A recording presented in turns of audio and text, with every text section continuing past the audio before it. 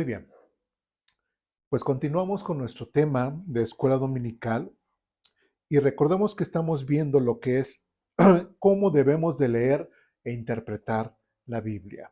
Esta sería la tercera parte de una hojita o eh, del tema que estamos viendo, ¿sí?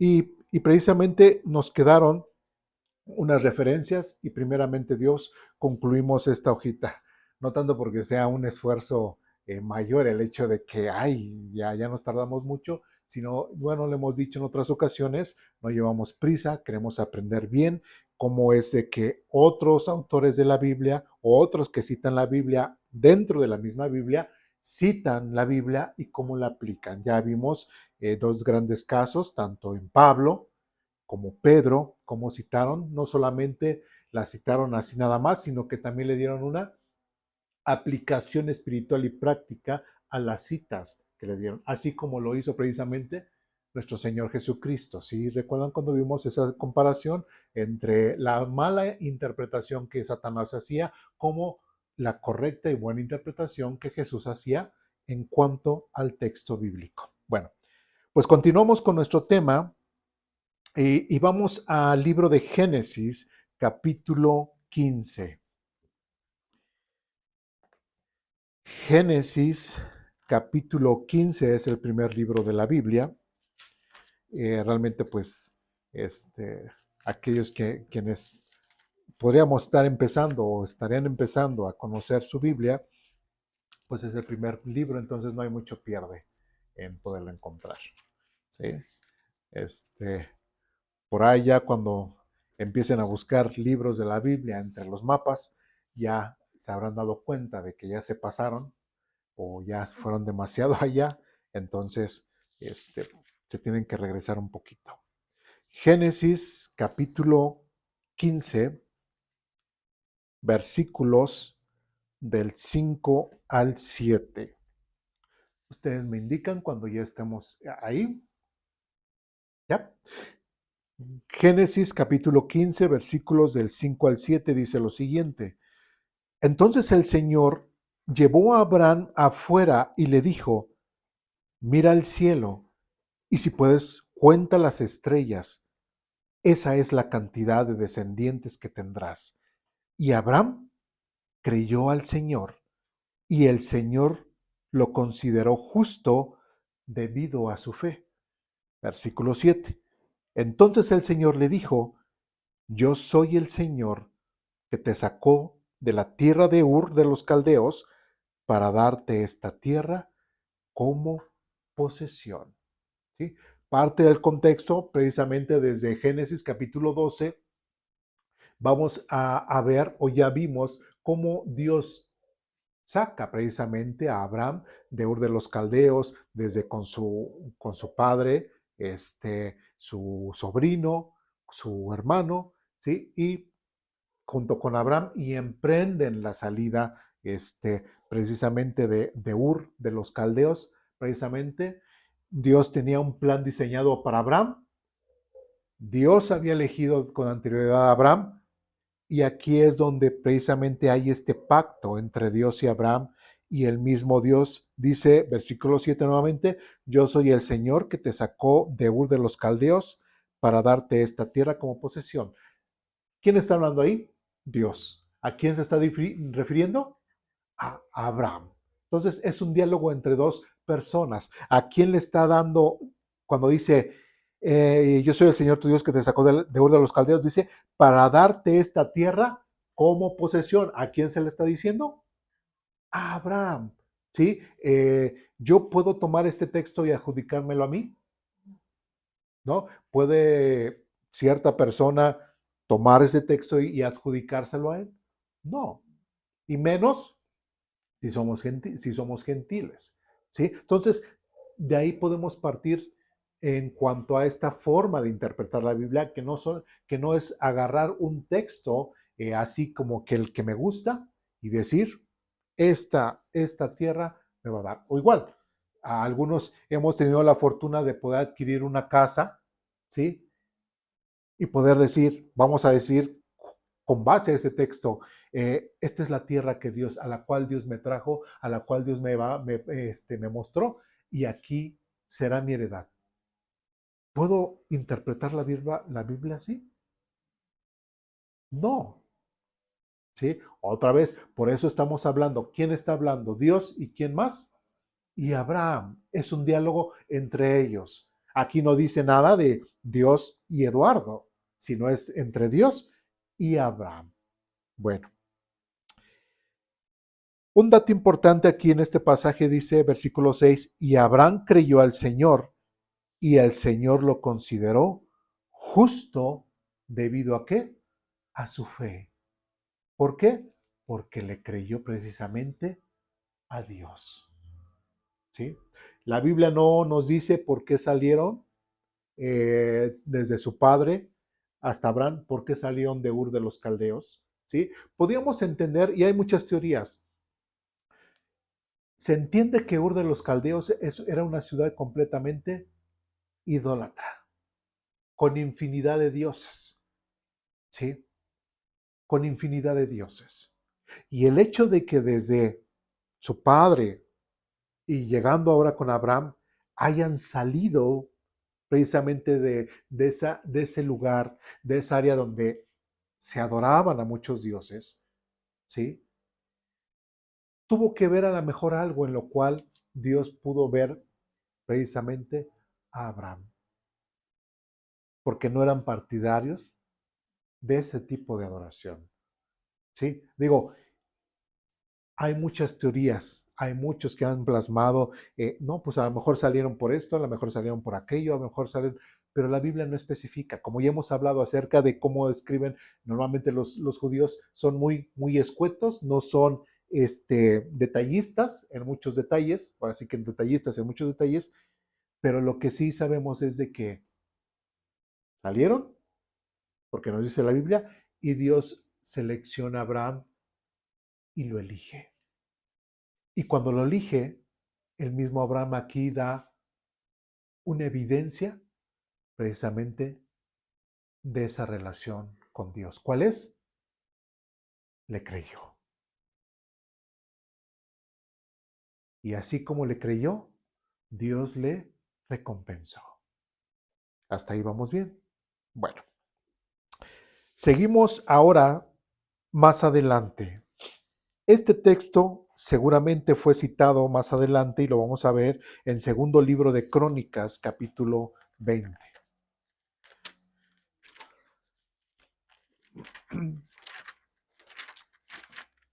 Segundo libro de Crónicas, capítulo 20.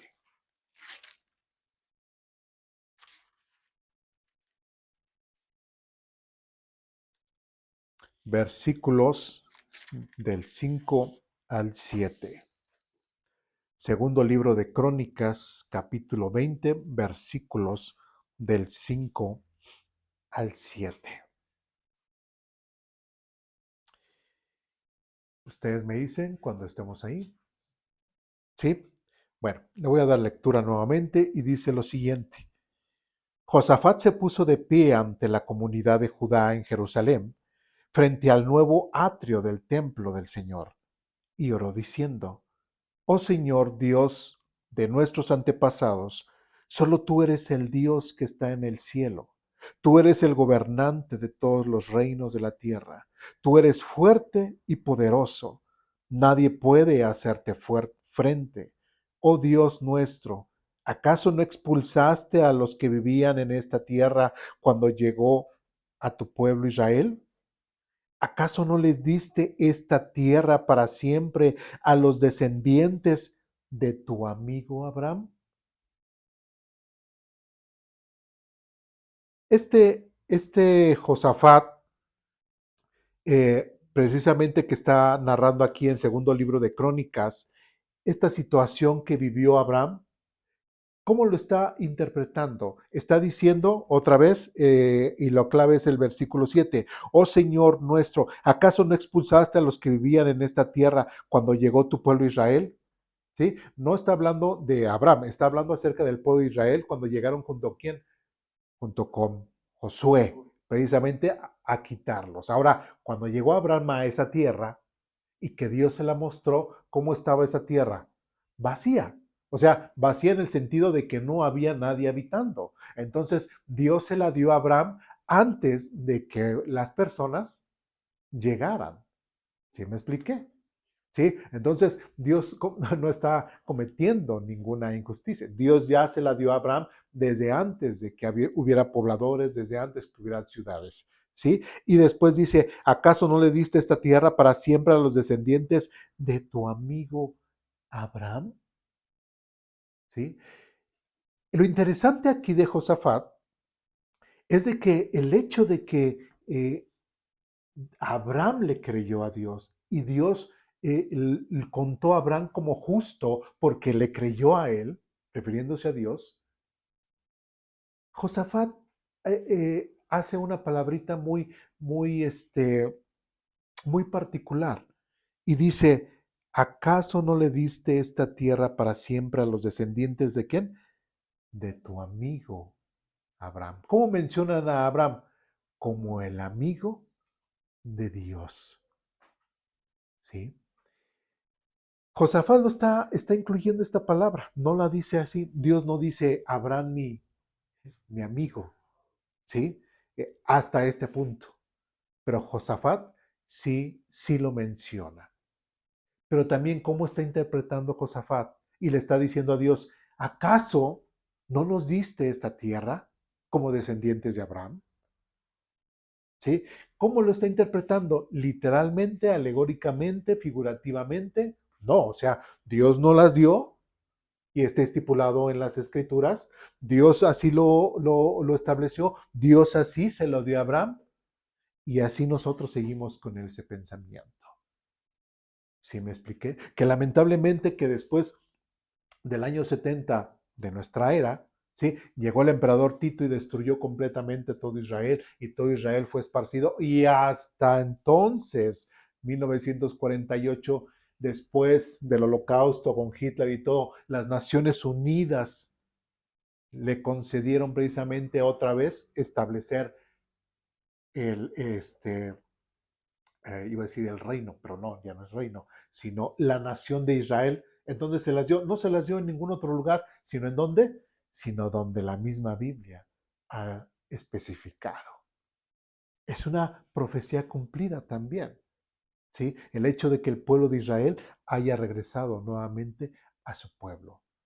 Tantos años tuvieron muchas naciones que han querido deshacerse del pueblo de Israel y Dios los ha protegido y Dios los trajo nuevamente a su tierra. Y de la misma forma, de cierta forma, como lo hicieron en aquel entonces con Josué, sacando poco a poco, a partir de la fecha entonces, el pueblo de Israel ha ganado terreno, precisamente, y lamentablemente de una forma bélica, pero ha ganado terreno y la pequeña parte que se les dio en un momento dado, en 1948, han ido conquistando nuevamente esa tierra. ¿Sí? Entonces, eso es algo que actualmente lo podemos ver.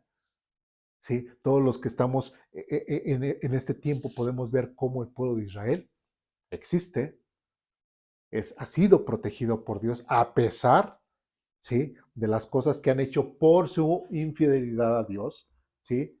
Pero el hecho de que Dios les haya permitido nuevamente regresar es parte de la protección y del amor que Dios tiene precisamente para su pueblo. Pero no solamente para su pueblo, sino también por amor y por la promesa y el pacto que Dios hizo precisamente con Abraham, con su amigo Abraham. ¿Sí? Ya veíamos con anterioridad, dice que el padre no va a sufrir por los pecados de los hijos, ni los hijos van a sufrir por los pecados de los padres, ¿recuerdan?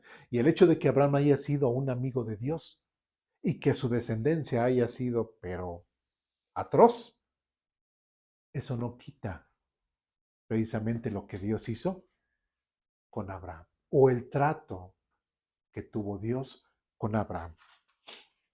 Bueno, nuevamente dice, ¿acaso no le diste esta tierra para siempre a los descendientes de tu amigo Abraham? Sí, muy bien. ¿Cómo es interpretado en el libro de Isaías? Vamos a Isaías capítulo 41.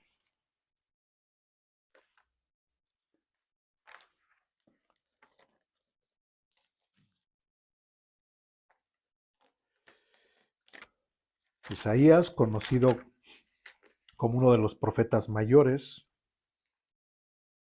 es el primero de la serie de los libros de los profetas. Isaías capítulo 41, versículo 8.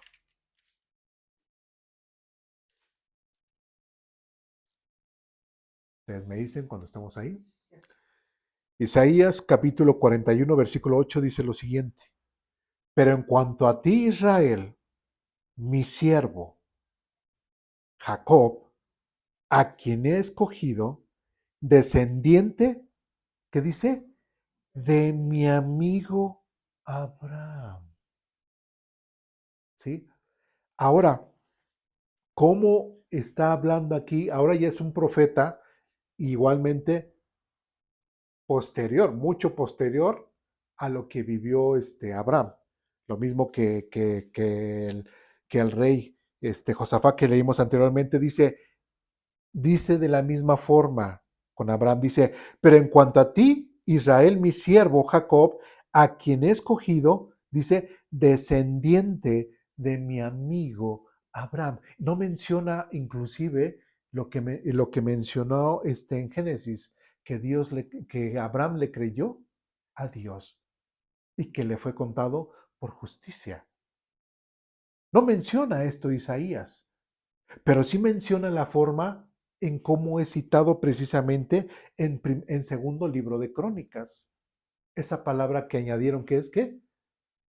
El amigo de Dios. Como dice aquí, descendiente de mi amigo Abraham. Qué interesante es el hecho de que Dios haya considerado a Abraham como su amigo por el simple hecho de que le creyó a él, le creyó a Dios. ¿Sí? Y eso yo creo que nos tiene que hacer mella a nosotros en el sentido de que si Dios pudiera usar una palabra para describir la relación entre Él y nosotros, si considera la palabra amigo importante, ¿eso qué quiere decir? Que con anterioridad tú ya has confiado en Dios. ¿Sí me explico? O hasta tú puedes confiar en una persona. ¿Sí?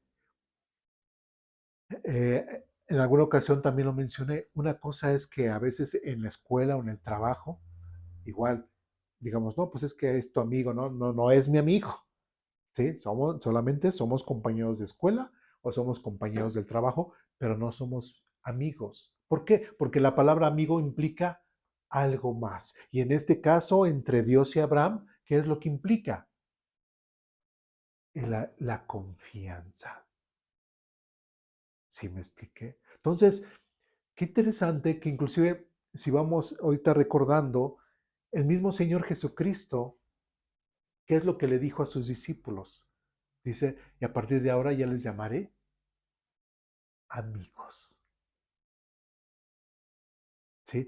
¿Por qué? Porque dice, porque un amigo da su vida por su amigo y se muestra realmente amigo, porque hay una confianza, hay realmente una relación muy estrecha. Entonces, ¿qué es lo que el mismo Dios está hablando acerca de Abraham? Que Abraham tomó una relación estrecha precisamente con Dios. Tanto que Abraham fue considerado el amigo de Dios. Le creyó y lo siguió. ¿Sí? Entonces, ¿cómo está considerando aquí Isaías lo que fue narrado en Segundo de Crónicas capítulo 20, versículos del 5 al 7, está resaltando lo que es la palabra o la forma en cómo Dios lo mencionó, que es como Abraham, amigo de Dios. ¿Sí vamos bien hasta aquí? Sí. Bueno, sigamos más adelante con la epístola de Santiago, capítulo 2. Ahora sí vamos hasta el Nuevo Testamento. Ya cuando veamos Santiago veremos algunos detalles de esta epístola, pero realmente esta epístola no debería de ser llamada Santiago, sino Jacobo, porque en el griego y en los originales tiene la palabra o el nombre de Jacobo, no Santiago. Bueno, entonces por eso les comento, debe de llamarse la epístola de Jacobo, no la epístola a Santiago. ¿Sí? En el caso de español, porque en otras versiones sí es bien traducido como Jacobo. Inclusive es interesante como inclusive en una de las lenguas que se hablan aquí en México, no recuerdo si en náhuatl, no recuerdo bien que que, qué lengua, cuando hicieron la traducción, sí pusieron precisamente Jacobo y no Santiago. Bueno, ese es nada más como un brevario. Dice Santiago, capítulo 2, versículo 23. Ustedes me dicen cuando estemos ahí. ¿Ya? Santiago, capítulo 2, versículo 23, dice de la siguiente forma. Y así se cumplió lo que dicen las escrituras. Abraham le creyó a Dios y Dios lo consideró justo debido a su fe. Incluso lo llamaron amigo de Dios. ¿Qué es lo que hace Jacobo? ¿O cómo menciona aquí Jacobo precisamente a Abraham, la situación de Abraham? Menciona los dos aspectos, ¿sí? Menciona primeramente, dice, y Abraham le creyó a Dios, ¿sí? Y Dios lo consideró justo debido a su fe. ¿Eso dónde lo menciona? En Génesis. ¿Sí? No lo menciona en Crónicas y no lo menciona en Isaías. ¿Sí? Bueno, en Crónicas sí lo mencionó, ¿verdad? Algo así que creyó. ¿Sí? Pero Abraham le creyó a Dios y Dios lo consideró justo debido a su fe. Y después dice, y esta palabra como que son de las que resaltan precisamente lo que va a decir a continuación. Dice, incluso. ¿Sí? Y así muchas veces hasta nuestra forma de hablar, casi casi si vamos a contar un chisme, ¿no? Decir, no, pues fíjate que la vecina esto todo, ¿no? Eh, no sé, le tiró la basura a la otra vecina. Incluso hasta la popó de su perro fue y se la dejó. ¿Sí me expliqué? O sea, ese incluso es como queriendo resaltar, ¿sí?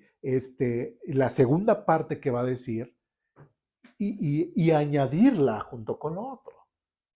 ¿Sí me expliqué? Entonces, aquí Jacobo, en la epístola de Santiago, o aquí Jacobo dice, Abraham le creyó a Dios y Dios lo consideró justo debido a su fe. Incluso lo llamaron, ¿quiénes lo llamaron? Lo llamaron así en Segundo de Crónicas, lo llamaron así en el libro de Isaías, incluso lo llamaron amigo de Dios. ¿Cómo están? ¿Cómo se fue interpretando? Prácticamente así como es. ¿Sí? De una forma alegórica, de una forma misteriosa, de una forma en la cual, pues es raro por qué lo consideraron así. Natural, simple. Si Dios dice que Abraham fue su amigo, fue su amigo. Si Dios dice que Abraham le creyó a él y fue justificado por su fe, así fue. ¿Sí? ¿Abraham tuvo que cumplir la ley? No, no había ni Biblia. Él con su vida prácticamente fue parte de la Biblia. ¿Sí me explico? ¿Sí? Entonces, tenemos que entender cómo la Biblia no es complicada de interpretar. No tiene nada de complicado, solamente tenemos que aceptar las palabras, así como es usada, las frases, de una forma natural, sin hacer cierto tipo de investigaciones secretas o místicas, así normal. ¿Sí? Por eso es bien importante, y bueno, y nosotros aquí en Aposento Alto hemos decidido basarnos en la nueva traducción viviente, porque el mensaje de Dios para nosotros tiene que ser claro, tiene que ser fresco, ¿sí? Hay algunas otras traducciones que pueden ser hasta muy técnicas, un lenguaje muy elevado, pero no es tanto que nos sintamos menos o que nos queramos sentir como intelectualoides, cuando lo más importante para nosotros tiene que ser el poder entender claramente el mensaje de Dios que tiene para nosotros, ¿sí? Y la Biblia está hecha con ese propósito, para que desde el más simple hasta el más intelectual, todos puedan entender el mismo mensaje con la mayor claridad posible. ¿Sí me expliqué? Entonces, solamente hemos visto un ejemplo más de cómo la Biblia tiene que ser interpretada. Bien, ¿dudas, preguntas, comentarios, reclamaciones hasta aquí? ¿No? Bien. Vamos a otro texto que he citado. Vamos al Salmo capítulo 40.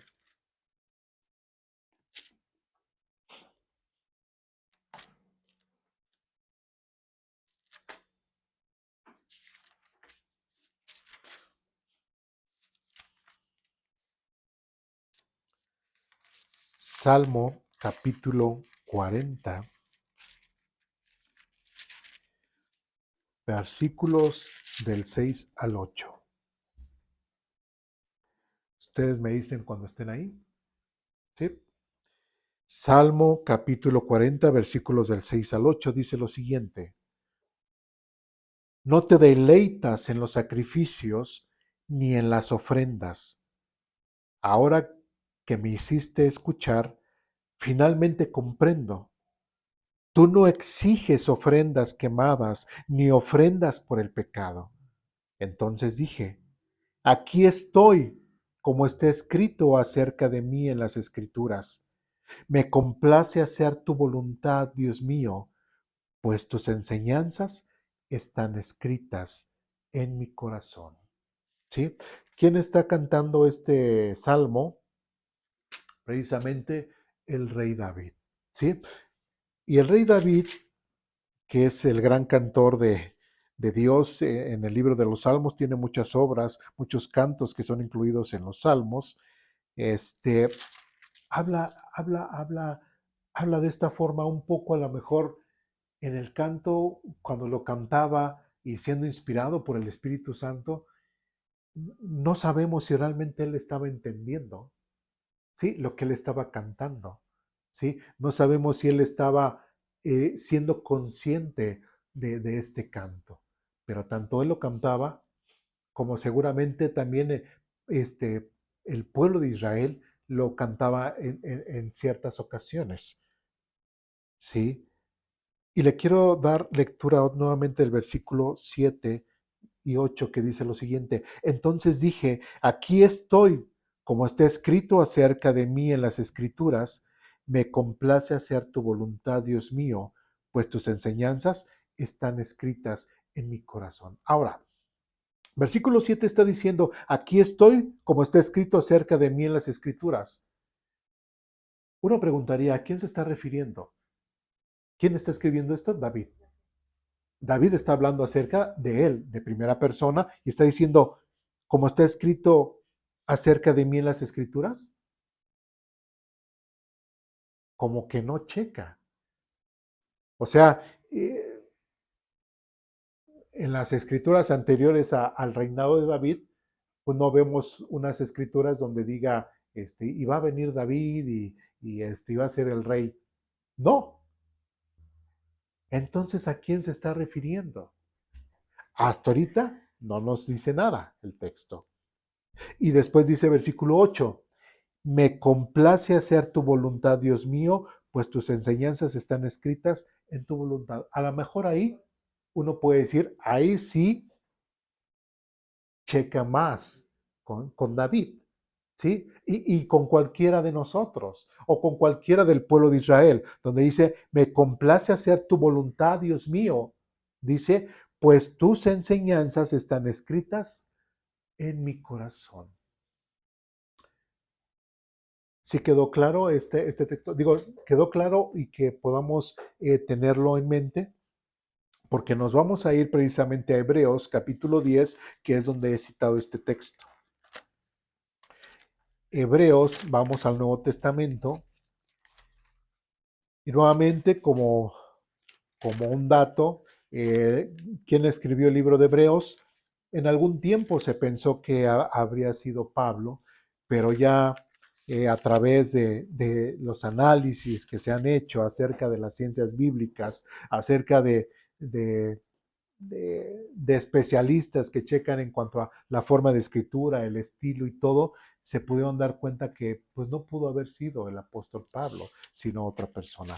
Se mencionan varios posibles autores y hay algunos en los cuales han concordado por el tema, precisamente por la sapiencia que hay precisamente en Hebreos, se puede entender, o algunos eh, recalcan que fue precisamente Apolos, que era precisamente un hombre diestro en las escrituras y que junto con Pablo y junto con otros siervos de Dios, pues pudieron compartir la palabra muy bien, ¿sí?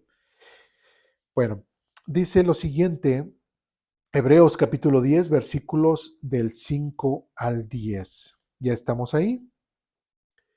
Dice, por eso,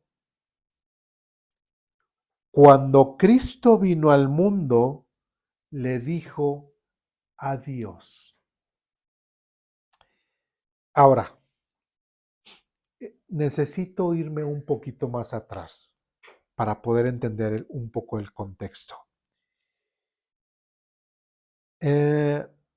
Vamos desde el versículo 1, capítulo 10, versículo 1 dice, el sistema antiguo bajo la ley de Moisés era solo una sombra, un tenue anticipo de las cosas buenas por venir, no las cosas buenas en sí mismo. Bajo aquel sistema se repartían los sacrificios una y otra vez, año tras año, pero nunca pudieron limpiar por completo a quienes venían a adorar. Aquí, el autor de Hebreos está diciendo, está hablando acerca de todos esos sacrificios que se hacían en el Antiguo Testamento. Y algo que está diciendo, dice, y año tras año, pero nunca pudieron limpiar por completo a quienes venían a quién? A adorar. A todos aquellos que iban y llevaban su ofrenda, llevaban su sacrificio, ese sacrificio no era suficiente precisamente para ser limpios. ¿Por qué? Porque si no, tenían que venir año tras año, tras año, tras año. Bueno, versículo 2 dice, si los sacrificios hubiesen podido limpiar por completo, entonces habrían dejado de hacerlos, porque los adoradores se habrían purificado una sola vez y para siempre, y habrían desaparecido los sentimientos de culpa. Una persona iba, ofrecía su sacrificio, que representaba precisamente la paga de sus pecados delante de Dios a través de la religiosidad del pueblo de Israel, porque también venían gente meramente no judía, gentil, pero reconocían al pueblo de Israel como el pueblo de Dios y reconocían que a través de su religiosidad uno podía tener esa paz o esa relación con Dios. ¿Sí me explico? Entonces traían sus sacrificios, traían sus ofrendas, ¿sí? Pero como dice aquí, porque los adoradores se habrían purificado una sola vez y para siempre y habría desaparecido los sentimientos de culpa. ¿Esto qué quiere decir? que después de que una vez que hacían su sacrificio, su moral, su psique, en su conciencia, todavía quedaba así como que, ¿y sí me habría perdonado Dios o no me habría perdonado Dios? Pues yo sí, sigo siendo malo. ¿Sí me habrá perdonado o no me habrá perdonado? Entonces, esa forma de pensar, pues a la gente la hacía sentir incómoda y hasta insegura en el sentido de que a lo mejor su sacrificio no fue suficiente. Versículo 3. Pero en realidad, esos sacrificios les recordaban sus pecados año tras año, pues no es posible que la sangre de los toros y las cabras quite los pecados. Y eso muy bien lo entendía Dios, lo entendían las personas, ¿sí? Pues sí, vamos y todo, pero, ok, sí, ese animalito muere por mí, pero realmente no tiene mucha significación para Dios. Y versículo 5 dice, por eso, cuando Cristo vino al mundo, le dijo a Dios. Dice, no quisiste sacrificios de animales. Ahora, debemos de entender esto. Cuando nosotros leímos en Salmos, cuando decía David, decía, y así como estaba escrito de mí y etcétera, y en cuanto a los sacrificios, o sea, ya vimos con anterioridad que no podía ser aplicado a quién, a David. ¿Sí? Y aquí el autor de Hebreos sí nos está especificando y sí nos está diciendo a quién se está refiriendo. ¿Sí me expliqué? Y le está poniendo, como dicen, nombre y apellido. Y está diciendo, por eso, cuando Cristo vino al mundo, ¿quién es el que se supone que está hablando David en el pasado? Cristo. Dice, por eso cuando Cristo vino al mundo, le dijo a Dios, no quisiste sacrificios de animales ni ofrendas por el pecado, pero me has dado un cuerpo para ofrecer. ¿Quién es este diálogo? ¿Entre quién? Entre Cristo y quién? Y Dios el Padre. Dice, pero me has dado un cuerpo para ofrecer. Versículo 6. No te agradaron las ofrendas quemadas, ni otras ofrendas por el pecado. Es precisamente lo que está diciendo David en su salmo, si recuerdan. Versículo 7.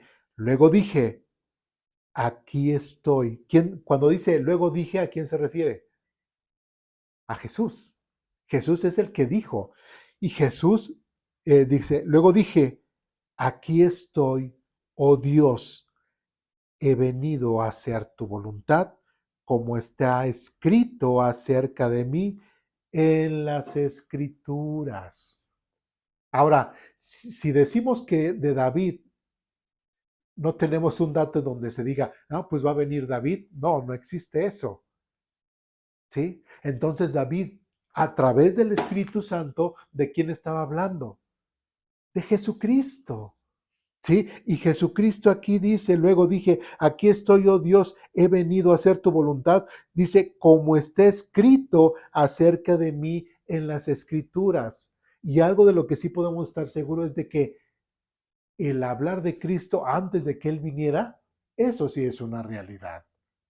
¿Sí? Es más, desde el huerto del Edén, cuando precisamente Dios juzga a la mujer y a la serpiente, y les dice, y la descendencia de ella le pisará en la cabeza a la descendencia de la serpiente, y ésta le morderá en el talón.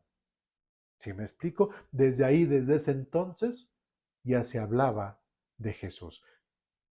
Vemos precisamente con Moisés, vemos precisamente otro dato que lo da precisamente Juan capítulo 3, donde la serpiente, ¿sí? Cuando la gente veía, era mordida por una serpiente venenosa, que era un juicio de Dios a Israel, cuando veía esa serpiente, ¿qué hacía? la gente se sanaba.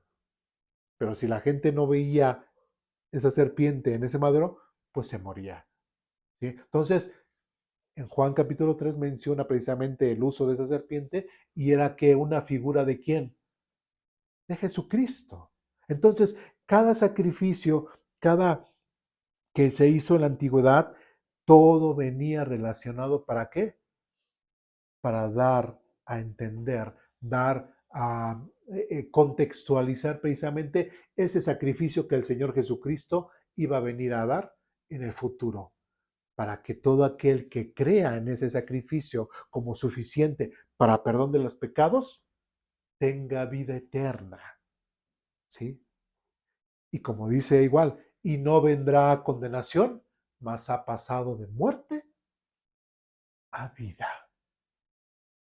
Entonces, es importante el sacrificio que Jesucristo hizo en la cruz, porque nos da vida. Y es aquí lo que está diciendo. Nuevamente, versículo 8 dice, primero, fíjense muy bien, ahora ya empieza el autor de Hebreos a desarrollar el texto que está citando. Versículo 8 dice, primero, Cristo dijo, no quisiste sacrificios de animales ni ofrendas por el pecado, ni ofrendas quemadas ni otras ofrendas por el pecado. Tampoco te agradaron todas esas ofrendas, aun cuando la ley de Moisés las exige. Aun cuando la religiosidad, aun cuando estaba establecido en la ley, realmente nunca fueron de agrado para Dios. Realmente nunca fue del agrado para Dios todos esos sacrificios, porque ninguno de esos servía completamente para limpiar a las personas de sus pecados. Si vamos bien. Y después dice, luego dijo, refiriéndose a quién, pues a Jesús, aquí estoy, he venido a hacer tu voluntad. El mismo Señor habla como que ese diálogo que hubo entre Dios y Jesucristo, que está plasmado en el Salmo, ¿sí? O sea, no se lo está inventando Jacobo en su epístola, sino lo está citando precisamente, inspirado. David menciona ese diálogo. ¿Sí vamos bien? ¿Sí? Dice, aquí estoy, he venido a hacer tu voluntad. Y después dice, él anula el primer pacto para que el segundo entre en vigencia. No solamente como ya lo hemos visto anteriormente en Gálatas, acerca de desde si tenemos que cumplir la ley o no tenemos que cumplir, ya eso ya lo vimos muy bien con anterioridad, pero aquí está diciendo que Jesucristo anula el primer pacto. ¿Cuál es el primer pacto? Referente a que una persona es justificada o perdonada por sus pecados a través de los sacrificios de qué? De los muchos animales. Ese es el pacto que precisamente Jesucristo está anulando. Y después dice, Él anula el primer pacto para que el segundo entre en vigencia. ¿Cuál es el segundo? Versículo 10 dice, pues la voluntad de Dios fue que el sacrificio del cuerpo de Jesucristo nos hiciera santos una vez y para siempre. ¿Se dan cuenta cómo el autor de Hebreos está desarrollando el Salmo? ¿Sí? Y está encajando las piezas precisamente como debe de ser. No está interpretando cosas místicas, no está interpretando algo que se le está ocurriendo, sino el mismo Salmo se lo está marcando, inspirado por el Espíritu Santo a David y también al autor de Hebreos, inspirado por el Espíritu Santo. ¿Sí? Entonces, es declarado nulo el primer pacto, si vamos bien, acerca de que yo como judío o yo como gentil ya no necesito hacer estos sacrificios, ¿sí? Para perdón de pecados, ¿sí? Eso ya quedó anulado. ¿Por quién? Por el sacrificio que Jesucristo hizo por nosotros en la cruz y que nos trae salvación. Dice, pues la voluntad de Dios fue que el sacrificio del cuerpo de Jesucristo nos hiciera santos. ¿Qué quiere decir santos? Separados para Dios una vez y para siempre. Con el sacrificio que Jesucristo hizo una vez en la cruz por nosotros, fue suficiente para quitar todo pecado de nosotros. Y si realmente una persona ha creído en Jesucristo como su Señor y su Salvador, tiene que tener la completa, en su conciencia, la completa convicción de que no hay ninguna otra cosa que va a perdonar sus pecados delante de Dios, más que solamente el sacrificio de Jesucristo. ¿Sí? Solamente el sacrificio de Jesucristo nos puede traer perdón delante de Dios. Solamente Él.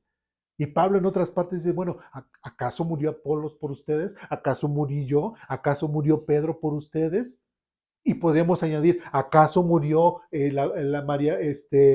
María? ¿Acaso murió San Martín de Porres? ¿Acaso murió Judas Tadeo por ustedes? Entonces, ¿para qué los buscan? ¿Sí me expliqué? Al cual tenemos que buscar solamente es a quién, a Jesucristo, porque Él fue el que murió. Y solamente a través de su sacrificio, por su derramamiento de su sangre para perdón de pecados, es lo suficiente para que yo pueda ser salvo. Ni por mis propias obras, ni por mis propios sacrificios, sino solamente por los méritos del Señor Jesucristo que hizo en la cruz. Ahora, aunque Él haya vivido de una forma santa, si Él no hubiese hecho ese sacrificio, yo seguiría todavía en mis pecados. Todos los que creímos o que creemos que Jesucristo, que Dios se hizo hombre y que habitó entre nosotros, seguiríamos en nuestros pecados, aunque Él haya vivido una vida santa. ¿Sí? ¿Era importante su vida santa? Sí, porque tendría que presentarse perfecto, limpio, sin mancha, para precisamente hacer ese noble sacrificio de muerte para que tanto ustedes como nosotros pudiésemos adquirir el perdón de pecados. Cristo, Cristo saldó mi deuda con Dios solamente una vez y para siempre. Y no como menciona el autor de Hebreos, que los anteriores sacrificios cada año tenían que hacerse esos sacrificios porque no eran suficientes para que precisamente las personas pudiesen ser limpiadas de su pecado y de su conciencia. Pero cuando una persona viene a los pies de Jesús completamente convencido de ese sacrificio y creyendo que el sacrificio que Jesucristo hizo por ellos en la cruz es suficiente para tener perdón de pecados, eso solamente es lo que lo salva. Nuevamente, pues la voluntad de Dios fue que el sacrificio del cuerpo de Jesucristo nos hiciera santos una vez y para siempre. Bueno, esto lo dice Hebreos, pero también hay un texto que añadí ahorita, Hebreos, citando precisamente a Hebreos y citando al Salmo, Gálatas capítulo 3, versículo 19. Es un texto que ya hemos leído con anterioridad, pero quiero citarlo nuevamente para recordarlo. Gálatas capítulo 3, versículo 19. ¿Ya estamos ahí? ¿Sí? Gálatas capítulo 3, versículo 19 dice, entonces, ¿para qué se entregó la ley? Está haciendo esta pregunta Pablo, así hacia sí mismo o hacia los Gálatas. Dice, pues fue añadida a la promesa para mostrarle a la gente sus pecados, pero las intenciones era que la ley durara solo hasta la llegada del Hijo prometido. ¿Y esto a quién se refiere? Precisamente al Señor Jesucristo. Así como el autor de Hebreos dice, pues Jesucristo anuló el primer pacto para darle pie al segundo pacto. Así también Pablo en Gálatas está diciendo que la ley, pues prácticamente se le fue dada a la gente, así como toda la religiosidad, dice, para mostrarle a la gente que sus pecados, ¿sí? Para que pudieran observar que eran malos delante de Dios. Por eso la ley fue dada, ¿sí? Y después dice otra vez, pero la intención de Dios era que la ley durara solo hasta la llegada del Hijo prometido, que es precisamente esa anulación que Jesucristo hace de los sacrificios en el antiguo para darle pie al nuevo. Entonces, es importante que nosotros entendamos esa situación. Ahora, eh, volvemos a nuestro tema de lo que es cómo debo de leer e interpretar la Biblia.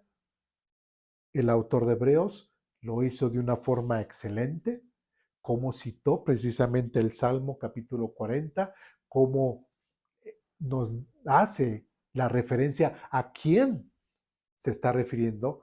Digo, porque si nosotros cuando leímos el Salmo no leímos Hebreos y decíamos, si nosotros no conociéramos Hebreos, pues nos quedaríamos cortos y decir, bueno, pero entonces, ¿a quién se está refiriendo David? Así mismo no puede ser.